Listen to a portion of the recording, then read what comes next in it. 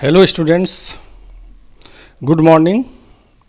पिछले क्लास में कुछ न्यूमेरिकल्स प्रॉब्लम हम लोग डिस्कस किए हुए थे, उसमें कुछ एमसीक्यू था। तो एमसीक्यू का आंसर हम डिस्प्ले कर दिए हैं यहाँ पर, आप देख लीजिए और इसको नोट कर लीजिए। अब आज हम लोग पढ़ेंगे lens formula. Lens formula, lens formula, okay. देखो बच्चों, लेंस मेकर फार्मूला और लेंस फार्मूला बिल्कुल अलग अलग है। लेंस मेकर फार्मूला हम पढ़ चुके हैं पिछले क्लास में। पिछले क्लास में हम पढ़े हुए हैं lens maker formula. This is lens maker formula. और लेंस फार्मूला क्या है? 1/v - 1/u is equal to 1/f। This is lens formula and this is lens maker formula. ये क्लास 10th में इसको आप पढ़े हैं, लेकिन शायद डेरिवेशन इसका आप नहीं किए होंगे, इसलिए हम इसका डेरिवेशन कर दे रहे हैं। लेंस फार्मूले का डेरिवेशन आप कर रहे हैं। इसमें भी 3 केस है, तो हम सबसे पहले स्टार्ट कर रहे हैं कन्वेक्स लेंस के लिए। और कन्वेक्स लेंस के लिए 2 केसेस होंगे, एक जब इमेज आपका रियल बन रहा होगा और दूसरा जब इमेज वर्चुअल बन रहा होगा। तो कन्वेक्स लेंस आप हेडिंग डाल लेंगे। कन्वेक्स लेंस के लिए जब इमेज क्या है, रियल इमेज है, उस केस को हमको डिस्कस करना है। मान लीजिए हमको दिया हुआ है बच्चों कोई कन्वेक्स लेंस है ये। Suppose this convex lens. Convex lens को थोड़ा और बड़ा बना दीजिए। Convex lens, suppose this convex lens, और इसको हम बोलते हैं प्रिंसिपल एक्सिस। इसके 2 फोकस होते हैं और 2 सेंटर ऑफ कर्वेचर होते हैं। चूंकि 2 स्फेरिकल सरफेस है, तो 2 स्फेरिकल सरफेस है तो 2 सेंटर होगा। इसका सेंटर इस साइड में होगा, इसका सेंटर इस साइड में होगा। अब मान लीजिए कि ऑब्जेक्ट को कहाँ रख दिए आप? ऑब्जेक्ट को आप रख दिए in between C and F। अब क्लास 10th में पढ़े हैं पोजीशन ऑफ इमेज। यदि ऑब्जेक्ट इन्फिनिटी पर है तो उसका इमेज बनता है फोकस पर। यदि ऑब्जेक्ट बियॉन्ड C है तो उसका इमेज बनता है F और C के बीच में। यदि ऑब्जेक्ट C पर है तो उसका इमेज बनता है C पर।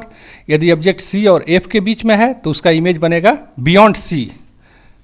इसका इमेज कहाँ बनेगा बच्चों? Beyond C। अब देखिए, जैसे जैसे ऑब्जेक्ट इधर की ओर आ रहा है, इमेज आपका इधर भाग रहा है। ऑब्जेक्ट जब यहाँ इन्फिनिटी पर था, फोकस जब बियॉन्ड C है तो in between focus and centre of curvature. जब C पर आ गया तो इमेज भी C पर। जब ऑब्जेक्ट C और F के बीच में है तो उसका इमेज कहाँ बनेगा बच्चों? Away from beyond C, centre of curvature के बाहर बनेगा। तो इमेज फॉर्मेशन के लिए आप 2 रे लेते हैं, एक parallel to the principal axis and after reflection it will pass through the focus. दूसरा रे आप कहाँ से लेंगे? दूसरा रे लेंगे पास करते हुए सेंटर ऑफ कर्वेचर से। दूसरा रे सेंटर ऑफ कर्वेचर से पास कर रही है, और जो सेंटर ऑफ कर्वेचर से रे पास करेगी वो विदाउट डेविएशन निकलती है। सेंटर ऑफ कर्वेचर से जो रे पास करती है उसमें डेविएशन नहीं होता है।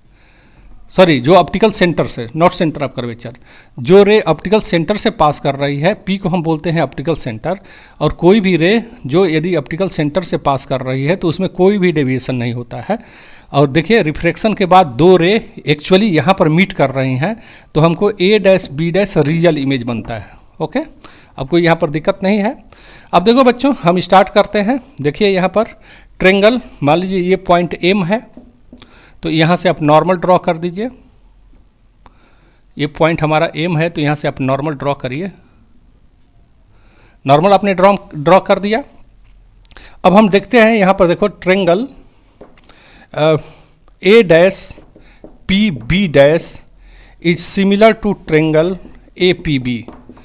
देखिए, A-PB- is similar to triangle APB। क्यों सिमिलर है? क्योंकि A- और A- 90 डिग्री इक्वल है। ये P और P इक्वल है, वर्टिकली अपोजिट। तो एक ट्रेंगल में यदि 2 एंगल दूसरे ट्रेंगल के 2 एंगल के बराबर होता है, कॉरेस्पॉन्डिंग 2 एंगल्स के बराबर होता है, तो हमारा दोनों ट्रेंगल सिमिलर्स होते हैं। तो सिमिलरिटी कंडीशन को आप जब फॉलो करेंगे तो आप लिखेंगे यहाँ पर A-B- upon AB is equal to PA- upon PA। Now this is equation first. दूसरा ट्रेंगल आप ले लीजिए बच्चों।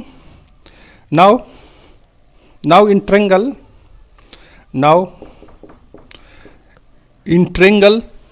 ट्रेंगल हम ले लिए A-FB-। एक ट्रेंगल ए लिए, इज सिमिलर टू ट्रेंगल, देखो ये ट्रेंगल और ये ट्रेंगल दोनों ट्रेंगल सिमिलर है। ए डैश के करस्पॉन्डिंग पॉइंट क्या है, पी, पी एफ एम। आप देखिए P F M, A dash F B dash is similar to P F M. तो ए डैश और पी दोनों हमारा 90 डिग्री है, ये वर्टिकली अपोजिट है। तो यहाँ पर हम लिख सकते हैं बच्चों, this implies A dash B dash, A dash B dash upon P M. A dash के जगह पर आप लिखते हैं क्या, ए डैश के करस्पॉन्डिंग पी है, upon P M is equal to F A dash upon P F. Okay, ऐसे आप लिख सकते हैं, A dash B dash upon P M is equal to F A dash upon P F. Okay, लेकिन एक चीज़ को आप यहाँ पर ध्यान रखिए कि ये जो P M is equal to what, A B, तो इसलिए आप लिख सकते हैं यहाँ पर A dash B dash upon A B is equal to F A dash upon P F, ऐसे हम लिख सकते हैं। Now this is equation second. अब देखो बच्चों, now from equation 1 and 2, equation 1 और 2 को आप लेंगे, देन फ्रॉम 1 एंड 2 दोनों इक्वेशन में लेफ्ट हैंड साइड सेम है। तो जब लेफ्ट हैंड साइड सेम है तो राइट हैंड साइड भी सेम होगा। When left hand side is same then right hand side will be also same. तो राइट हैंड साइड क्या था बच्चों, राइट हैंड साइड था हमारा P A dash, hence P A dash upon P A, पहले equation का right hand side था, और दूसरे इक्वेशन का right hand side F A dash upon P F. अब देखो बच्चों, एक चीज़ और हम बता दे रहे हैं, साइन कन्वेंशन। अब ध्यान दीजिए, हर एक पॉइंट को पी से मेजर करना है, जितने भी डिस्टेंस, हर एक डिस्टेंस को पॉइंट पी से मेजर करना है। ओके, और रे के अपोजिट में जो डिस्टेंस आप मेजर करते हैं वो निगेटिव होता है, और रे के डायरेक्शन में जो डिस्टेंस मेजर करते हैं वो पॉजिटिव होता है। एक चीज़ और ध्यान रखिए, ऑब्जेक्ट डिस्टेंस को हमेशा हम यू से लिखते हैं, इमेज डिस्टेंस को हम वी से लिखते हैं, और फोकल लेंथ को हम एफ से लिखते हैं। ओके, ये डिस्टेंस है। तो चूंकि हर एक डिस्टेंस को हमको पी से पॉइंट पी से मेजर करना है, तो इस सब में पी आना चाहिए। तो यहाँ पर देखो बच्चों, P A dash upon P A is equal to F A dash. F A dash को आप देखिए, यहाँ पर एफ ए डैश है, यहाँ भी पी आना चाहिए। तो पी लाने के लिए आप क्या लिखेंगे, यहाँ पर P A dash minus P F, ये हो गया P A dash minus P F upon P F. Okay, तो अब देखो बच्चों, साइन कन्वेंशन का यूज आप कर लीजिए। पी ए डैश, चूँकि इधर का डिस्टेंस आप मेजर कर रहे हैं, तो ये भी upon P A minus U is equal to P A dash that is V P F minus F P F F. ये इस ढंग से हो गया। नाउ क्रॉस मल्टीप्लिकेशन आप कर लीजिए। क्रॉस मल्टीप्लिकेशन करते हैं, तो क्रॉस मल्टीप्लिकेशन करने के बाद आप देखिए, ये क्रॉस मल्टीप्लिकेशन करिए यहाँ पर, तो minus U V plus U F is equal to V F. अब हर एक टर्म में आप यू वी एफ से डिवाइड कर दीजिए, dividing each term by U V F, dividing each term by U V F. हर एक टर्म में यू वी एफ से आपको डिवाइड करना है। तो जब यहाँ पर यू वी एफ से डिवाइड करेंगे तो यहाँ हो जाएगा -1/f। यहाँ पर यू वी एफ से डिवाइड करेंगे तो यू एफ कैंसिल आउट हो गया, ये 1/v। यहाँ यू वी एफ से डिवाइड करेंगे तो 1/u। क्यों, जब यू वी एफ से आप डिवाइड कर दीजिए यहाँ पर, तो यू एफ कैंसिल आउट हो गया, 1/v, यहाँ पर 1/u। तो अब इसको लिख सकते हैं बच्चों, कैसे हम लिख सकते हैं, this implies 1/v minus 1/u is equal to 1/f। तो ये हमारा डिराइव हो गया, ये फार्मूला, ये कन्वेक्स लेंस के लिए हम फार्मूला डिराइव करा लिए। When image is real image का ये केस है। अब देखिए, यहीं पर हम एक चीज़ और डिराइव करा रहे हैं, for linear magnification. What is linear magnification? अब देखिए, लीनियर मैग्निफिकेशन क्या है बच्चों, ये लीनियर मैग्निफिकेशन क्या होता है, लीनियर मैग्निफिकेशन क्या है? लीनियर मैग्निफिकेशन आप नोट कर लीजिए, लिख लीजिए, linear magnification is the ratio of height of image to the height of object. तो इसके लिए हम क्या करेंगे, यहाँ पर देख लीजिए एक बार जो लिखा हुआ है उसी चीज़ को, triangle A dash P B dash is similar to triangle A P B, ये हम ऑलरेडी कराए हुए हैं। तो यहाँ पर हम लिखते हैं A dash B dash upon A B, this is equal to P A dash upon P A. Okay, A dash B dash देखिए इस साइड में हाइट है, चूँकि इन्वर्टेड इमेज है इसलिए माइनस हम लिखेंगे। इमेज के हाइट को H2 हम लिख रहे हैं, इमेज के हाइट को क्या लिख रहे हैं H2, और ऑब्जेक्ट के हाइट को हम H1 लिख रहे हैं। तो minus H2 upon H1, P A dash इस डिस्टेंस को हम V लिखेंगे और पी ए इसको हम माइनस U लिखेंगे, तो ये कैंसिल आउट हो जाएगा माइनस माइनस। तो हमारा H2 upon H1 is equal to what, H2 upon H1 is equal to V by U। तो H2 अपान H1 को हम बोलेंगे M, तो ये M is equal to V by U। This is the expression for the linear magnification, M is equal to V by U। ये बहुत important है, इसको आप याद रखेंगे। अब देखो बच्चों, कन्वेक्स लेंस के लिए he when image is virtual, उस केस को थोड़ा हमको डिस्कस करना है। For virtual image, for virtual image, virtual image कब बनता है? वर्चुअल इमेज कब बनता है बच्चों? वर्चुअल इमेज बनता है कब? जब ऑब्जेक्ट फोकस और ऑप्टिकल सेंटर के बीच में है। हम रे डायग्राम आपको ड्रॉ कर दे रहे हैं। ऑब्जेक्ट कहाँ है आपके पास? कोई हमने ले लिया सबसे पहले ये convex lens, suppose this convex lens, now this optical centre, ये फोकस है। ऑब्जेक्ट कहाँ है? ऑब्जेक्ट फोकस और ऑप्टिकल सेंटर के बीच में है, ये ऑप्टिकल सेंटर है। Ray parallel to the principal axis कहाँ से पास करेगा? It will pass through the focus, focus से पास कर रहा है। दूसरा रे ऑप्टिकल सेंटर से पास कराएंगे, तो जो रे ऑप्टिकल सेंटर से पास कर रहा है वो तो बिना डेविएशन के निकलता है, विदाउट डेविएशन। ये तो पास करता है बिना डेविएशन के। यदि रे को हम पीछे की ओर प्रोड्यूस करते हैं, यदि रे को हम पीछे की ओर प्रोड्यूस करते हैं तो फाइनल इमेज कहाँ बनता है? यदि रे को आप पीछे की ओर प्रोड्यूस कर दें, देखो बच्चों, यदि रे को हम पीछे की ओर प्रोड्यूस कर दे रहे हैं, पीछे बढ़ा दीजिए रे को, वर्चुअल ये है, इसको हटा दीजिए, हमारा इमेज यहाँ बन रहा है। यदि रे को हम पीछे की ओर प्रोड्यूस कर दिए तो फाइनल इमेज कहाँ बना? ये देखिए फाइनल इमेज हमारा बना इस पॉइंट पर। फाइनल इमेज हमारा ये पॉइंट बी डैश पर बन रहा है, ये हमारा फाइनल पॉइंट बी डैश पर बन रहा है।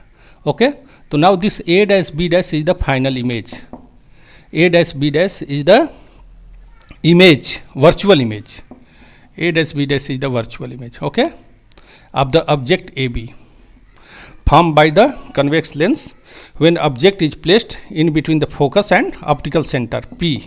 ये पॉइंट M था हमारा, यहाँ से हम नॉर्मल ड्रॉ कर देते हैं यहाँ पर, क्योंकि जो डिस्टेंस मेजर करना होता है। अब देखिए सिमिलरली जैसे हम फर्स्ट केस डिस्कस किए थे वैसे ही हम एक केस डिस्कस करेंगे। अब लिखेंगे triangle A dash P B dash is similar to triangle A P B, दोनों ट्रेंगल सिमिलर हैं। Then A dash B dash upon A B is equal to P A dash upon P A. Now this is equation 1। दूसरा triangle आप कौन सा choose करेंगे? Triangle A dash F, ये point देखिए F है बच्चों, फोकस से पास कर रहा था, तो triangle A dash F B dash, triangle A dash F B dash is similar to triangle A F B. Triangle A dash F B dash is similar to triangle P F M. जो पहला हम case discuss किए हुए थे, हम कहीं भी कोई भी चेंज नहीं कर रहे हैं, केवल हमारा रे डायग्राम चेंज हो रहा है और कुछ भी चेंज नहीं हो रहा है। तो आप देख सकते हैं यहाँ पर A dash B dash upon P M is equal to आप लिखेंगे F A dash upon P F. यहाँ पी एम के जगह पर क्या लिखोगे बच्चों? पी एम के जगह पर आप ए बी लिखेंगे, A dash B dash upon A B is equal to F A dash upon P F. यहाँ पर रीजन भी आप लिख सकते हैं, क्यों? Since P F is equal to, since P M is equal to A B, since P M is equal to A B, इसलिए। तो आगे हम बढ़ा दें, तो now this equation 1 and this equation 2, तो फ्रॉम 1 and 2, फ्रॉम 1 and 2 आपका left hand side तो सेम है, तो right hand side P A dash upon P A is equal to F A dash upon P F. Okay, now this is equation 3। अब हर एक distance को हमको P से मेजर करना है, ऑप्टिकल सेंटर P से मेजर करना है। तो ऑप्टिकल सेंटर जब P से मेजर करना है तो इसमें आप देख रहे हैं ना, 3 में तो P आ रहा है, थर्ड 3 टर्म इसमें दिया हुआ है, P आ रहा है, FA डैश में P नहीं है, तो वहाँ भी P आप लिखिए, P के टर्म में आप लिखिए। जैसे हमारा FA डैश है उसको P के टर्म में कैसे लिखेंगे, ये PF प्लस PA डैश लिखना पड़ेगा। तो PA dash upon PA is equal to FA dash को क्या लिखेंगे बच्चों हम, PF plus PA dash, FA dash को क्या लिखेंगे, PF plus PA dash upon PF। तो ये यहाँ से यहाँ तक का जो डिस्टेंस है ना, इसको हम U बोल रहे हैं, और यहाँ से यहाँ तक का डिस्टेंस को हम V बोल रहे हैं, और इस डिस्टेंस को हम F बोल रहे हैं। ओके, तो चलिए अब साइन कन्वेंशन का यूज आप कर लीजिए। जो रे आ रही है उसके जो भी अपोजिट डायरेक्शन में जो भी आप रे ले रहे हैं, इसके अपोजिट डायरेक्शन में जो भी डिस्टेंस आप मेजर करेंगे उसको निगेटिव लीजिएगा। तो PA डैश हमारा क्या हो गया, माइनस V, PA क्या हो गया, minus U is equal to PF, ये तो प्लस हो गया, PA dash minus F, PF minus U। तो क्रॉस मल्टीप्लिकेशन आप करिए, तो देखो बच्चों ये हो गया हमारा minus UF plus UV is equal to, इसको मल्टीप्लाई करिएगा तो PF, इसको F आप लिखेंगे ना, PF को आप क्या लिखते हैं, PF है, PF को प्लस F लिखेंगे, PF को आप प्लस F लिखिएगा। ओके, तो हम मल्टीप्लाई कर रहे हैं तो minus UF plus UV minus VF। Okay, अब dividing each term by UVF, हर एक टर्म में UVF से डिवाइड कर दिए, तो UVF से डिवाइड करेंगे तो ये -1 by V plus 1 by F is equal to UVF से डिवाइड कर दीजिए VF से, तो ये -1 बाई U हो गया। ये हर एक टर्म में UVF से आप डिवाइड कर रहे हैं, तो UF कैंसिल आउट हो गया, यहाँ UV कैंसिल आउट हो गया, यहाँ VF कैंसिल आउट होगा, तो बचा क्या, यहाँ पर V बचेगा, यहाँ पर F बचेगा, और यहाँ पर U बचेगा 1 बाई में। तो इसलिए हमारा 1 by F is equal to क्या हो गया, 1 बाई V को इधर ट्रांसपोज कर दीजिए, 1 upon V minus 1 by U। तो ये lens maker formula, lens maker formula, lens formula फिर हम डिराइव कर लिए। When final image is, when image is virtual image का हम लोग केस डिस्कस किए हुए थे, ये इसमें आप लिख लेंगे वर्चुअल इमेज का ये केस है। वर्चुअल इमेज क्या है बच्चों, वर्चुअल है। अब देखिए, अब linear magnification, what is linear magnification, linear magnification is the ratio of height of image to the height of object. इस बात को आप लिखेंगे, यहाँ पर एरो बनाइए, एरो बहुत इंपॉर्टेंट है, एरो हमेशा देना चाहिए, एरो ना भूलने पाए। तो हम क्या बोल रहे थे बच्चों, अभी हम बोल रहे थे लीनियर मैग्निफिकेशन के लिए एक्सप्रेशन। ओके, तो आप जरा लिखिए linear magnification, linear magnification, linear magnification, linear magnification, linear magnification मतलब height of image upon height of object. तो हाइट ऑफ इमेज का मतलब A dash B dash upon A B हमको लिखना है, तो A डैश B डैश हमको find out करने के लिए हम क्या लिखेंगे, triangle A dash P B dash is similar to triangle APB, triangle APB। तो this implies A dash B dash upon AB, this is equal to PA dash upon PA। तो now this implies A dash B dash को आप क्या लिखेंगे बच्चों, A dash B dash को आप क्या लिखोगे, V लिखोगे। A डैश B डैश को आप क्या लिखेंगे, A डैश B डैश का मतलब A dash B dash, this is height of image that is H2।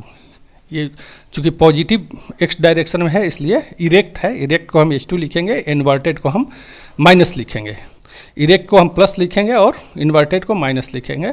Image के हाइट को H2 लिखेंगे और ऑब्जेक्ट के हाइट को H1 हम लिखेंगे। आप लिखेंगे where H2 is height of the image and H1 is height of the object. तो ये H1 भी इरेक्ट है, H2 भी इरेक्ट है। PA डैश ये भी माइनस हो गया और PA ये भी माइनस है, तो H2 अपन H1 क्या हो गया, M इज इक्वल टू हमारा हो गया यहाँ पर V बाई U। तो ये लीनियर मैग्निफिकेशन के लिए एक्सप्रेशन हो गया। ओके, लीनियर मैग्निफिकेशन का आप डिफिनीशन भी लिख लीजिएगा। लीनियर मैग्निफिकेशन आप क्या लिखेंगे, linear magnification is the ratio of height of image bracket में H2 to the height of object bracket में H1। ये करके आप लिखेंगे लीनियर मैग्निफिकेशन का डिफिनीशन भी। हम जो बोल दे रहे हैं उसको आप नोट कर लेंगे, ओके, ज़रूरत होने पर। अब चलिए देखिए, अब हम कनकेव लेंस का केस देख रहे हैं। कनकेव लेंस में क्या होता है? कनकेव लेंस में तो हमेशा इमेज आपका वर्चुअल ही बनता है। तो कनकेव लेंस का हम केस देखते हैं बच्चों। For concave lens, concave lens, इसमें तो एक ही केस है, हमेशा कनकेव लेंस में हमेशा इमेज क्या बनता है? हमेशा इमेज तो वर्चुअल ही रहता है। तो मान लीजिए ये हमारा एक कनकेव लेंस है, suppose this concave lens. Concave lens में ये ऑप्टिकल सेंटर है, ऑप्टिकल, ये प्रिंसिपल एक्सिस है, ये ऑप्टिकल सेंटर है पॉइंट पी, और ऑब्जेक्ट हमारा रखा हुआ है यहाँ पर, this is object, A B is object. अब इसका इमेज फाइंड आउट करने के लिए दो रे लेंगे, एक ray parallel to the principal axis, और ये रे रिफ्रैक्शन के बाद कहाँ से पास करेगी? रिफ्रैक्शन के बाद एक खास पॉइंट से पास होते हुए, एक खास पॉइंट से डाइवर्ज होते हुए प्रतीत होती है, एक खास पॉइंट से डाइवर्ज होते हुए प्रतीत हो रही है। और उस पॉइंट को हम क्या बोलते हैं? उस पॉइंट का नाम क्या होता है? उस पॉइंट को हम बोलते हैं फोकस। फोकस को कैसे डिफाइन करते हैं? कन्वेक्स लेंस या कनकेव लेंस के फोकस को कैसे डिफाइन करते हैं? तो कन्वेक्स लेंस में यदि फोकस को डिफाइन करना होगा तो हम लिखते हैं the ray parallel to the principal axis after refraction passes through a point after refractions converges at a point on the principal axis। एक बार फिर से सुन लीजिए, हमको फोकस डिफाइन करना होगा तो कैसे लिखेंगे?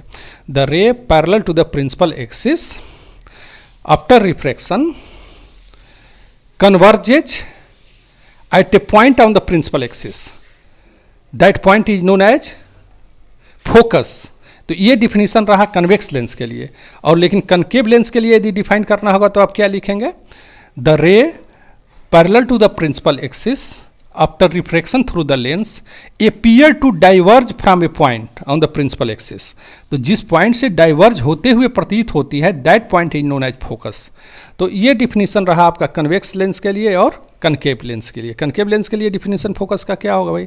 The ray parallel to the principal axis after refraction from the या through the lens appear to diverge from a point, that point is known as focus. Okay, तो हमने एक the ray parallel to the principal axis, ये reflect हो गया, reflect होने के बाद इस पॉइंट से डाइवर्ज होता हुआ प्रतीत हो रहा है।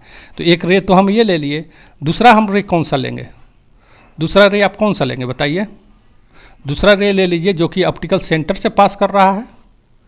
दूसरा रे ले लीजिए जो कि ऑप्टिकल सेंटर से पास कर रहा है। ये ray parallel to the principal axis ले लिए, दूसरा रे लीजिए जो कि ऑप्टिकल सेंटर से पास कर रहा है। देखिए ये ऑप्टिकल सेंटर से पास कर रहा है। यदि इसको आप पीछे प्रोड्यूस करिएगा तो ये रे और ये रे कभी भी रियली मीट नहीं करेगा, एक्चुअली मीट नहीं करेगा, इसलिए रियल इमेज बनने का कोई चांस नहीं है। लेकिन इस रे को यदि बैकवर्ड आप प्रोड्यूस कर रहे हैं, इस रे को भी आप बैकवर्ड प्रोड्यूस कर रहे हैं, तो ये किसी खास पॉइंट पर मिलते हुए प्रतीत हो रहा है। इसलिए इस पॉइंट पर हमारा जो इमेज बना, that image is virtual image. ये वर्चुअल इमेज हो गया। A dash B dash is virtual image. Okay, A dash B dash is virtual image. तो वर्चुअल इमेज के लिए ये डायग्राम रहा। अब चलो बच्चों, हमको इसके लिए भी लेंस फार्मूला निकालना है, तो फिर वही चीज़ लिखेंगे, triangle A dash P B dash is similar to triangle A P B. हम तीनों केस में एक ही चीज़ लिख रहे हैं ताकि आपको कन्फ्यूजन ना हो किसी तरह का। Now A dash B dash upon A B is equal to P A dash upon P A. हम हमेशा यही चीज़ लिखे हुए हैं। अब देखिए दूसरा केस क्या लेते हैं, हम यहाँ से नॉर्मल जो ड्रॉ कर रहे हैं, यहाँ से नॉर्मल आप ड्रॉ कर रहे हैं, तो ये पॉइंट को हम एम लिख रहे हैं, इस पॉइंट को हम एम लिख रहे हैं। तो दूसरा जो हम ट्रेंगल लेते हैं, नाउ अब जो दूसरा ट्रेंगल हम क्या लिए हुए हैं, triangle A dash F B dash is similar to triangle P F M. यही हम डिस्कस किए हुए हैं। आप देख लीजिए, triangle A dash F B dash is similar to triangle P F M. दोनों ट्रेंगल सिमिलर होंगे क्योंकि एफ कॉमन हो जाएगा, और ए डैश और पी दोनों सेम होंगे 90 डिग्री का। तो now A dash B dash upon, class 10 में तो सिमिलरिटी कंडीशन आप पढ़े हुए हैं, इसलिए ज़्यादा हम इसको डिस्कस नहीं कर रहे हैं। A dash B dash upon P M is equal to F A dash upon P F. But P M is equal to what? But P M is equal to अब देखिए but P M is equal to A B, तो इसलिए this implies A dash B dash, this implies A dash B dash, तो P M के जगह पर हम A B लिखेंगे तो F A dash upon P F. तो यहाँ पर हमारा क्या हुआ, since P M is equal to A B, P M is equal to A B, okay ना। इसलिए जब पी एम की जगह पर ए बी हम लिख दिए तो हमारा ये हो गया, this is equation second. Now from 1 and 2, from 1 and 2, from 1 and 2 first and second, हमारा लेफ्ट हैंड साइड सेम है तो राइट हैंड साइड भी सेम होगा, that is P A dash upon P A, this is equal to F A dash upon P F. देखिए almost ये case यहाँ तक सबके लिए सेम ही आ रहा है। जो तीनों केस डिस्कस किए हुए हैं ना, तो आप देख लीजिए इतना तो बिल्कुल आपको रटा गया होगा, रट लिए होंगे।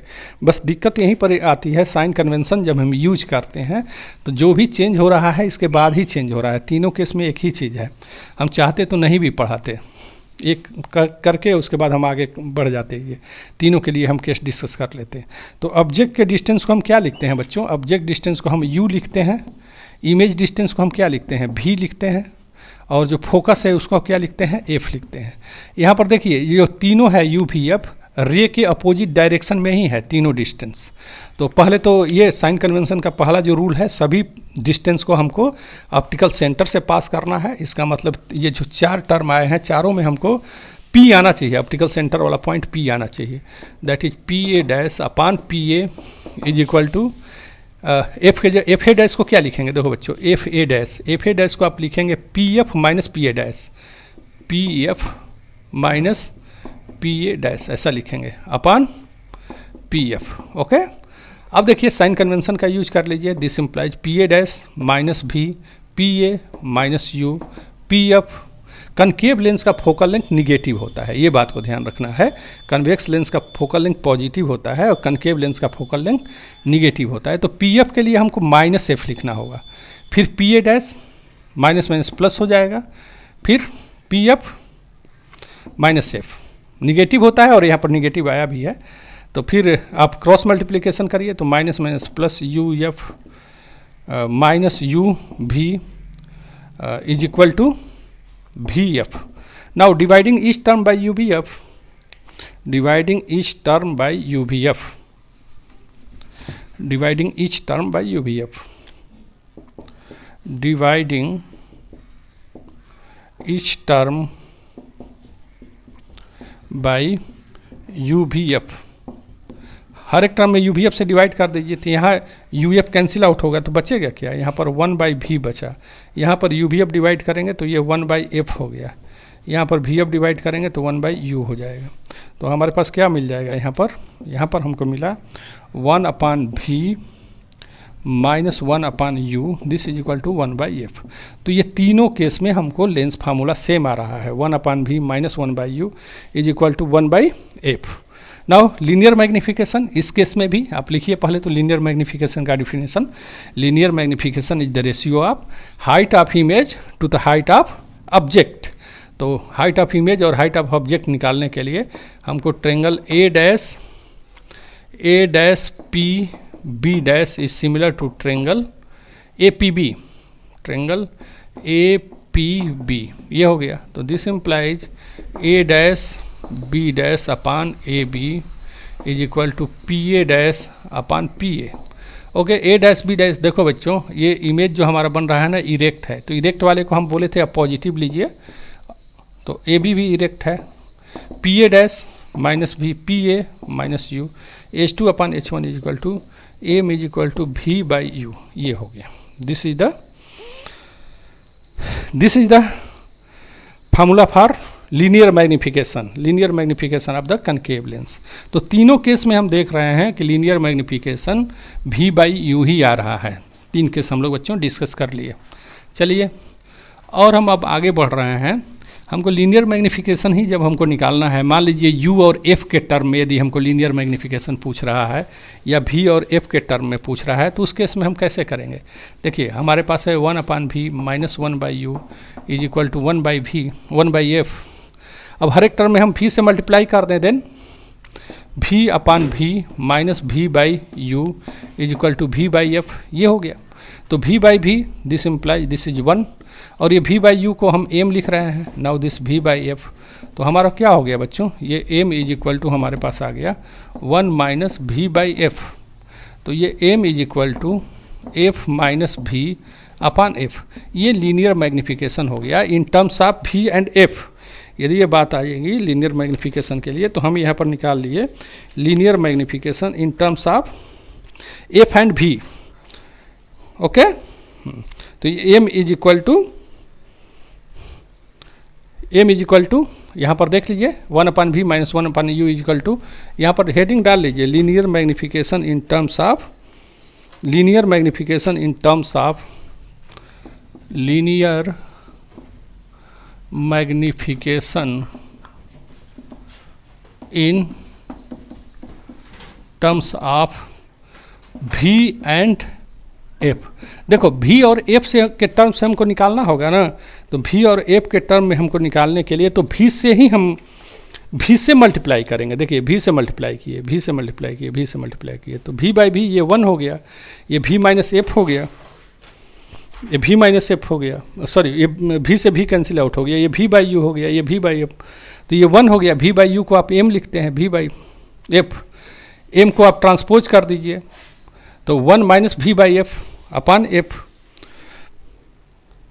तो ये डिफिनीशन हो गया, m के लिए हमारे पास आ गया f minus v upon F. Okay, चलिए अब हम आगे बढ़ते हैं linear magnification in terms of u and f। यहाँ पर हमारा जो टर्म है नेक्स्ट आ जा रहा है, यदि हमको u और f के टर्म में निकालना हो, तो जब u और f के टर्म में निकालना है तब क्या करेंगे। अब देखिए u और f के टर्म में जब निकालना है तो हर एक टर्म में हम u से मल्टीप्लाई कर दें, हर एक टर्म में u से आप मल्टीप्लाई करिए, तो u by v minus u by u is equal to u by f. तो है u बाई एफ को क्या लिखिएगा, देखिए v बाई यू को m लिखते हैं, तो u बाई v को आप 1 बाई m लिखेंगे, और u से u तो कैंसिल आउट हो गया, is equal to u by f हो गया। तो यहाँ पर 1 by m is equal to, ये 1 को आप ट्रांसपोज कर दीजिए, तो 1 प्लस u बाई एफ, तो 1 by m is equal to ये f हो गया हमारा f प्लस u, तो that is m is equal to f upon u plus f. Linear magnification के लिए ये टर्म हो गया u upon, linear magnification m के लिए टर्म हो गया हमारा f upon u plus f. Okay, ठीक है, इसको हम हटा दे रहे हैं। तो ये बच्चों रहा लीनियर मैग्निफिकेशन। लीनियर मैग्निफिकेशन हम पहले केस में हम लिखवाए थे इन terms of u and f, दूसरे केस में हम लिखवाए हुए हैं इन terms of u and f। पहले टर्म्स में v एंड f हम निकाले थे, दूसरे केस में हम u एंड f के टर्म में निकाले हैं। Now the combination of lenses, अब देखिए कॉम्बिनेशन ऑफ लेंसेस या इक्विवेलेंट लेंथ बोलते, focal length of equivalent length हम बोलते हैं। Combination of lenses, combination of lenses, combination of lenses की हम बात करते हैं। मान लीजिए 2 थिन लेंस है, देखो बच्चों 2 थिन लेंस है, और एक का फोकल लेंथ मान लीजिए f1 है और दूसरे का फोकल लेंथ f2 है। एक का फोकल लेंथ हमारा हो गया f1 और दूसरे लेंस का फोकल लेंथ f2 हो गया। ओके, चलिए ये प्रिंसिपल एक्सिस हो गया। अब यदि कोई ऑब्जेक्ट है u, ऑब्जेक्ट है AB, इसका इमेज कहाँ बनेगा। यदि ये लेंस नहीं रहे, हम पॉइंट ऑब्जेक्ट ले लेते हैं, मान लीजिए हमारे पास कोई पॉइंट ऑब्जेक्ट दिया हुआ है ये u o, तो यदि ये लेंस नहीं रहता तो इसका इमेज कहाँ बनता। यदि ये सेकेंड वाला लेंस नहीं रहता तो इसका इमेज हमको किसी एक खास पॉइंट पर बन रहा है, डॉटेड से हम इसको दिखा रहे हैं। तो यहाँ से ये ऑब्जेक्ट डिस्टेंस है u, इमेज कहाँ बना, मान लीजिए v डैश डिस्टेंस पर बना। ये v डैश डिस्टेंस पर कब बनेगा, ये i डैश है इमेज, जबकि केवल लेंस ये L1 है तब। मान लीजिए L1 का फोकल लेंथ f1 है और L2 का फोकल लेंथ f2 है। L1 का फोकल लेंथ f1 है और L2 का फोकल लेंथ f2 है। ओके, तो अब देखिए हम जैसा कि बताए हुए थे पहले केस में, इसके पहले वाले लेक्चर में, कि जो पहले की वजह से जो इमेज बना है ना वो दूसरे के लिए ऑब्जेक्ट का काम करेगा। तो जब इस लेंस की बात करते हैं तो ये जो आई डैश है वो इस लेंस के लिए ऑब्जेक्ट हो गया।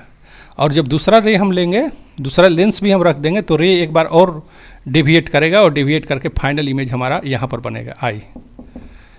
ये फाइनल इमेज हो गया, ये भी, ये फाइनल इमेज हुआ भी, यू, ये भी हो गया फाइनल इमेज।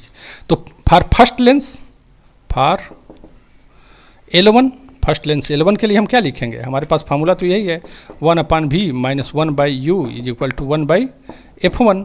v के जगह पर क्या लिखेंगे बच्चों, v डैश लिखेंगे, क्योंकि इमेज हमारा v डैश पर बना हुआ है, इक्वेशन 1। अब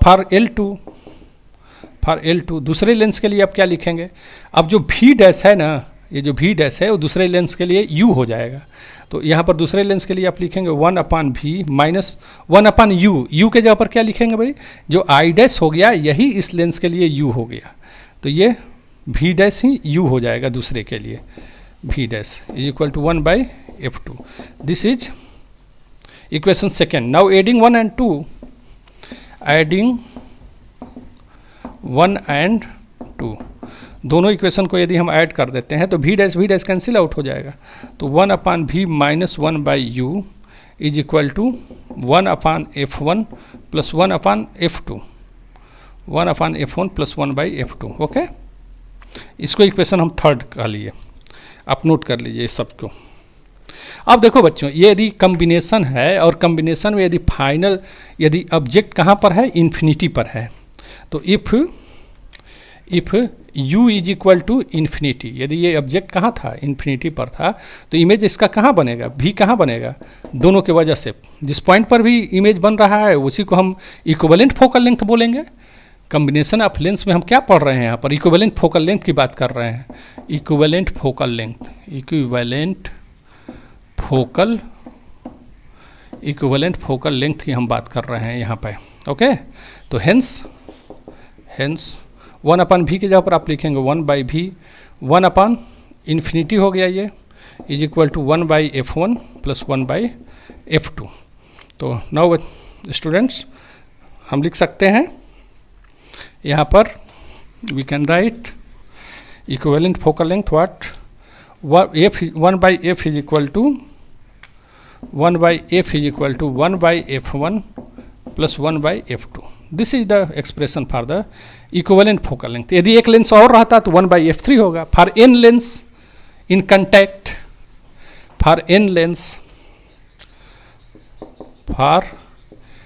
लेंसेस, यदि एक n लेंस है तो equivalent focal length 1/f is equal to 1/f1 plus 1/f2 plus 1/f3 plus dot dot, ये ऐसे हो जाएगा। This will be the expression for the equivalent focal length. Okay, आपने लिख लिया ना। चलिए, अब यह है कि दोनों के बीच में सेपरेशन नहीं है, इन कंटैक्ट इक्विवेलेंट फोकल लेंथ जब तभी हम बनाए हुए हैं, इसका एक्सप्रेशन तभी है कि जब when two lenses of focal length f1 and f2 are in contact. Starting में आप लिख लेंगे when the two lenses of focal length L1 and L2 are in contact, इस बात को आप लिख लीजिए। व्हेन द टू, स्टार्टिंग में ही लिखेंगे, when the two lenses of focal lengths f1 and f2 are in contact, तब के लिए हमारा एक्सप्रेशन ये था। और यदि n लेंस हमारे कंटैक्ट में आ गए तो ये हमारा एक्सप्रेशन हो गया। लेकिन यदि कंटैक्ट में नहीं है, यदि दोनों के बीच में सेपरेशन है, आप देखिए यदि दो लेंस है और दोनों के बीच में क्या है, कुछ सेपरेशन है, यदि दोनों लेंस सेपरेटेड है, if the two lenses are separated by a distance d, then equivalent focal length.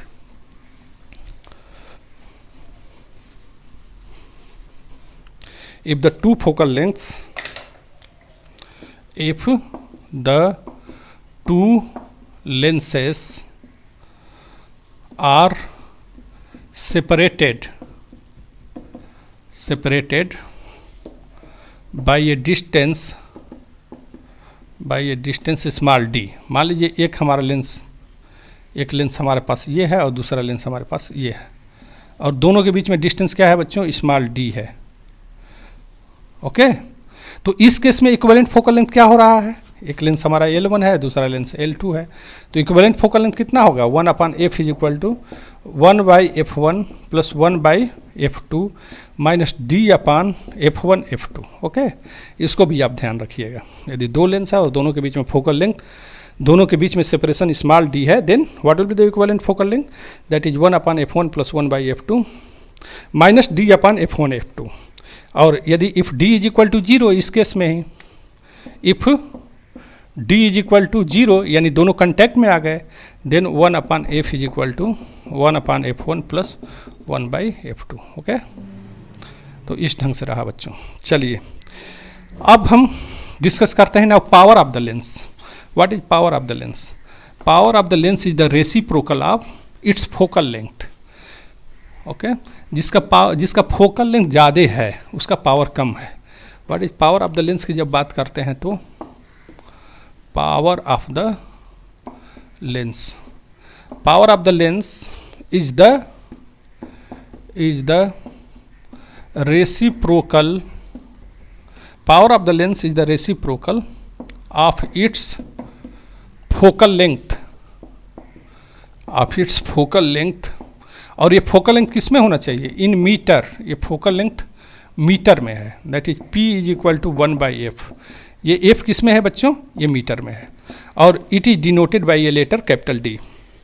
आप नोट कर लीजिए, it is denoted, power lens का कैसे डिनोट करते हैं, it is denoted by, it is, its unit is diopter. Okay, its SI unit is diopter, diopter and denoted by capital D, and denoted by capital D।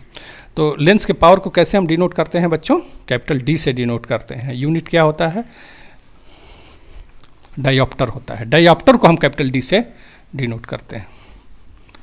Lens के power को तो हम P से denote, sorry ये आप ध्यान रखिएगा, lens के पावर को कैसे हम डिनोट करते हैं, लेंस के पावर को तो हम P से डिनोट करते हैं, इसके यूनिट को हम, इसका जो यूनिट है डायोप्टर उसको हम कैपिटल D से डिनोट करते हैं। ओके, तो वन डायोप्टर क्या है, यदि हमको डिफाइन करना पड़ेगा वन डायोप्टर, तो आप कैसे लिखेंगे, one dioptre, dioptre, one dioptre किसको बोलते हैं, वन डायोप्टर, तो चूंकि आप पढ़े हुए हैं P is equal to 1/f, तो वन डायोप्टर क्या हो गया, यदि f is equal to 1 metre, then P is equal to, if f is equal to 1 metre, then P is equal to plus 1 D। भाई f 1 हो गया तो P की वैल्यू क्या होगी, 1 हो जाएगी, वन डायोप्टर। तो इसको आप डिफाइन कैसे करेंगे, one dioptre is the power of lens of focal length of 1 metre. आप लिखिए one diometer is the, hence one dioptre, one dioptre is the power of a lens of focal length, of focal length of 1 metre. 1 metre का focal length है और उसका जो भी power होगा, 1 metre का कोई भी, 1 मीटर फोकल लेंथ का कोई भी लेंस है उसका जितना पावर होगा, that is known as what, diopter. One dioptre is the power of a lens of focal length of 1 metre. Okay, ये रहा बच्चों। अब देखिए एक चीज़ और ध्यान रख लीजिए, जैसा कि हमने कम्बिनेशन ऑफ लेंसेज में पढ़ा लिया था, कम्बिनेशन ऑफ लेंसेज में हमने equivalent focal length 1/f equal to पढ़ा था ना, ये 1/f1 प्लस 1/f2, तो 1/f को ही हम D बोलेंगे, तो D इज इक्वल टू यहाँ D1 plus D2, D 1/f को हम P बोले थे, P इज इक्वल टू क्या होगा बच्चों, P1 प्लस P2। पावर को हम ध्यान रखिए, पावर को तो हम P से ना डिनोट करते हैं, यूनिट को हम D से डिनोट करते हैं, तो P is equal to P1 plus P2। अब जैसे मान लीजिए हमको कुछ, हम ये बता रहे हैं, यदि हमको 2 लेंस दिया हुआ है, एक का पावर क्या है, +5 है, +5 डायोप्टर, एक कनकेव लेंस, यदि ये भी प्लस भी नहीं कहे, एक कनकेव लेंस है, एक कन्वेक्स लेंस है, उसका पावर क्या है, 5 डायोप्टर है, दूसरा कनकेव लेंस है, उसका पावर 6 डायोप्टर है। तो what will be the equivalent focal, equivalent power, तो इक्विवेलेंट पावर कैसे होगा, एक का पावर कितना था बच्चों, अभी हमने बताया +5 डायोप्टर, ये कन्वेक्स लेंस था। दूसरा लेंस क्या है, कनकेव, तो कनकेव के लिए हमको माइनस लिखना पड़ेगा, -6 डायोप्टर।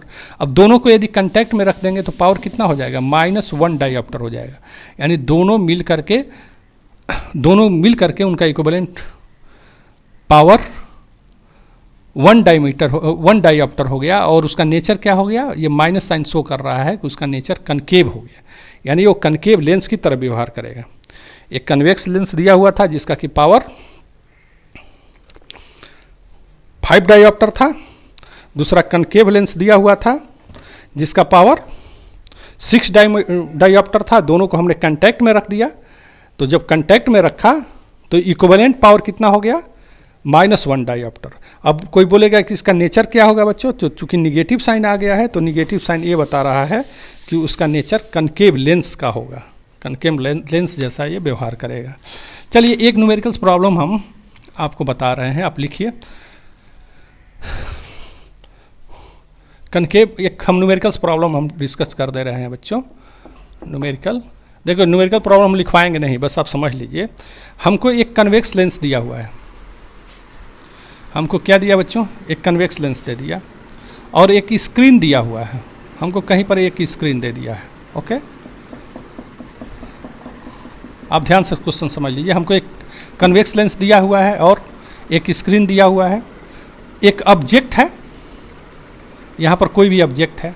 ओके, ओ अब देखिए ऑब्जेक्ट और स्क्रीन के बीच का डिस्टेंस दिया है 56 सेंटीमीटर, सपोज 56 सेंटीमीटर ये दिया हुआ है दोनों के बीच का डिस्टेंस। इसके बाद और हमको इन्फॉर्मेशन ये कह रहा है लेंस और स्क्रीन के बीच का भी डिस्टेंस दिया हुआ है, दैट इज 36 सेंटीमीटर। लेंस और स्क्रीन के बीच का डिस्टेंस दिया हुआ है 36 सेंटीमीटर। कोई दिक्कत है, क्वेश्चन अच्छे से समझ में आ रहा है। लेंस है, स्क्रीन है, ऑब्जेक्ट है, तीन चीज़ है। ऑब्जेक्ट और स्क्रीन के बीच का डिस्टेंस 56 सेंटीमीटर, स्क्रीन और लेंस के बीच का डिस्टेंस 36 सेंटीमीटर। अब ये क्वेश्चन में कह रहा है कि हम लेंस को, जब हम लेंस को स्क्रीन से 36 सेंटीमीटर के डिस्टेंस पर रख रहे हैं तो इस ऑब्जेक्ट का जो इमेज बन रहा है यहाँ पर वो बिल्कुल एक सर्कुलर पैच में बन रहा है और उसका डायमीटर ठीक वही है जो कि लेंस का है। क्वेश्चन ध्यान से सुन लीजिए।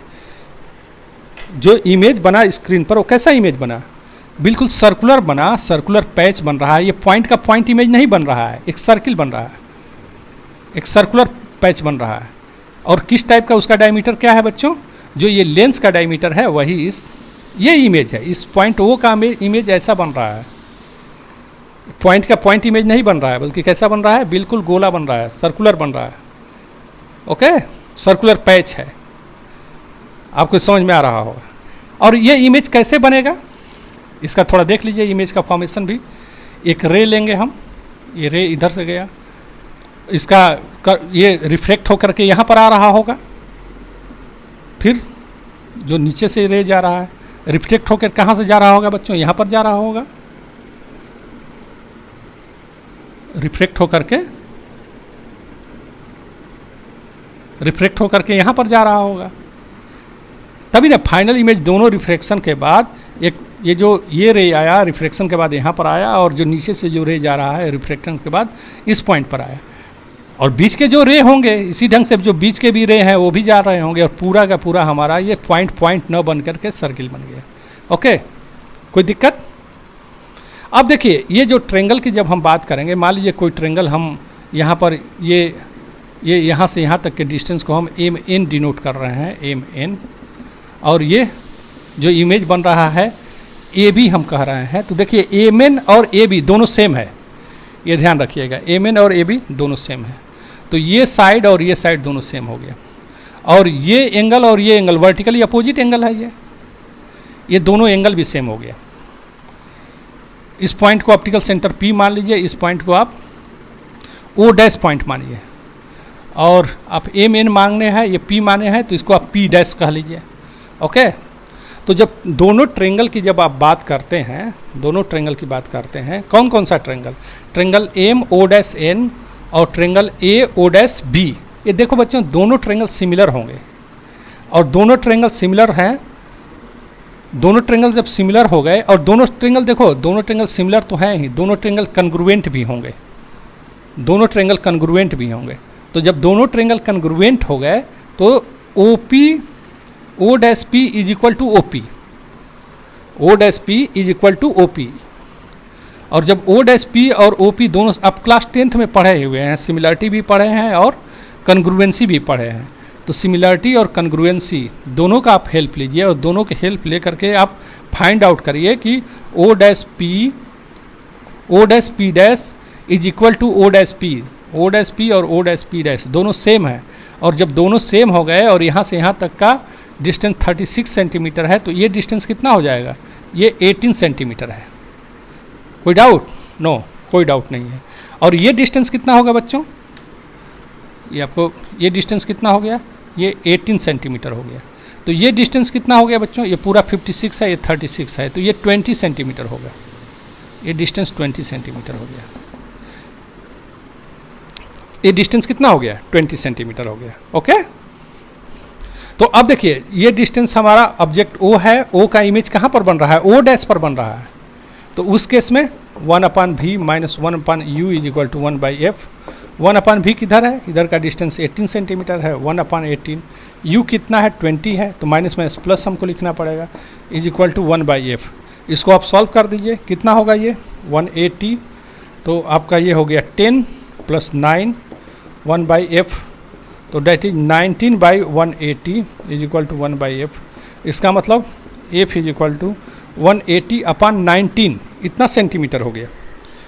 180/19 सेंटीमीटर हो गया। ये फोकल लेंथ, ये कन्वेक्स लेंस का फोकल लेंथ हमको फाइंड आउट हो गया। हम यहाँ पर f लिख दे रहे हैं, f कितना हो गया 180/19 सेंटीमीटर। अब चलिए नेक्स्ट टॉपिक पर आप डिस्कस करिए।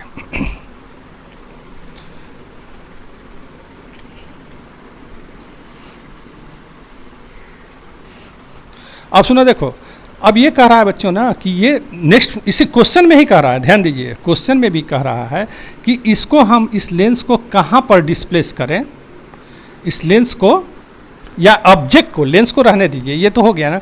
ऑब्जेक्ट क्वेश्चन में कह रहा है, ध्यान दीजिए, ऑब्जेक्ट को हम कहाँ पर डिस्प्लेस करके रखें कि इस ऑब्जेक्ट ओ का बिल्कुल स्क्रीन पर इमेज, क्लियर इमेज बने और पॉइंट का पॉइंट इमेज बने। इसको हमको कहाँ पर रखना है कि इस ओ का स्क्रीन पर बिल्कुल, इस पॉइंट ऑब्जेक्ट का बिल्कुल यहाँ पर स्क्रीन पर पॉइंट इमेज बन जाए, ये क्वेश्चन कह रहा है। पॉइंट ऑब्जेक्ट का इमेज कहाँ बनना है बच्चों, पॉइंट ऑब्जेक्ट का इमेज स्क्रीन पर बनना है, पॉइंट ऑब्जेक्ट का पॉइंट इमेज बनना है, और कहाँ बनना है, स्क्रीन पर बनना है। तो यहाँ पर देखिए, इस ऑब्जेक्ट को धीरे धीरे आप इधर लेके जाएंगे, तो जब ऑब्जेक्ट को इधर लेके जाएंगे तो इसका इमेज भी इधर भागेगा। तो मान लीजिए किसी पर्टिकुलर डिस्टेंस पर जब यहाँ हम ऑब्जेक्ट को रख दिए तो ये इमेज ओ डैश जाते जाते कहाँ पर चला गया, स्क्रीन पर चला गया। और यहाँ पर जो पॉइंट इमेज बन रहा था, पहले तो यहाँ पर ओ डैश पॉइंट इमेज बन रहा था, अब ये पॉइंट इमेज आगे बढ़ते बढ़ते कहाँ पर चला गया, स्क्रीन पर चला गया। तो यही डिस्टेंस हमको पूछ रहा है, ये डिस्टेंस हमको पूछ रहा है कि ऑब्जेक्ट को हमको कितना डिस्प्लेस करना पड़ेगा, ऑब्जेक्ट को हमको कितना डिस्प्लेस करना पड़ेगा। समझ में आया ना। तो अब ऑब्जेक्ट को मान लीजिए जो भी है, अब मान लीजिए ऑब्जेक्ट का डिस्टेंस u रह गया, ऑब्जेक्ट का डिस्टेंस कितना रह गया बच्चों, u रह गया। तो u की वैल्यू आप निकालिए। हमारे पास सेकेंड केस क्या है, 1/v minus 1/u is equal to 1/f। v कितना हो गया, ये तो हमारा p डैश पर चला गया, दैट इज 36 सेंटीमीटर पर। u पूछ रहा है, f कितना है, 1/f आ गया था 19/1/80। तो 1/u is equal to 1/36 minus 19/180। तो इसको आप सॉल्व कर लीजिए। 1/u कितना हो गया बच्चों, इसको आप सॉल्व कर लेंगे तो 1/u आ जाएगा -14/180, -14/180। तो u की वैल्यू कितनी हो जाएगी, इसको आप सॉल्व करेंगे तो u की वैल्यू हो रहा है -12.86, 12.86। ये अब ये डिस्टेंस, ये ऑब्जेक्ट को यहाँ लाना होगा, यानी ऑब्जेक्ट डिस्टेंस ये 12.86 हो गया। तो कितना डिस्प्लेस हुआ, डिस्प्लेसमेंट कितना हो गया बच्चों, hence the displacement, hence displacement of the object, displacement of the object, displacement of the object कितना हो गया इज इक्वल टू पहले 20 सेंटीमीटर के डिस्टेंस पर था और अब कितना हो गया 12.86 सेंटीमीटर पर हो गया। अब इसको सब्सट्रैक्ट कर दीजिए, कितना हुआ ये हो गया आपका 7.14 सेंटीमीटर, 7.14 सेंटीमीटर, यानी 7.1 सेंटीमीटर यदि ऑब्जेक्ट को हम लेंस की ओर लेके जा रहे हैं तो इस ऑब्जेक्ट का इमेज स्क्रीन पर बिल्कुल पॉइंट इमेज बनेगा, क्लियर इमेज बनेगा। तो ये रहा आपका सोल्यूशन। Okay, thank you. हम कुछ होमवर्क आपको दे रहे हैं।